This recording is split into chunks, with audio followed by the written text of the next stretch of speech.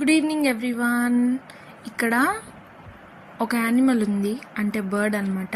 అదేంటో గెస్ చేయండి. కనిపిస్తుందా? Green and green. నాకైతే ఫస్ట్ కనిపించలేదు, తర్వాత జూమ్ చేసి తీస్తే కష్టం మీద కనిపించింది.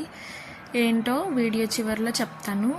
అలానే ఈరోజు లంచ్లోకి fried rice, biryani and chicken.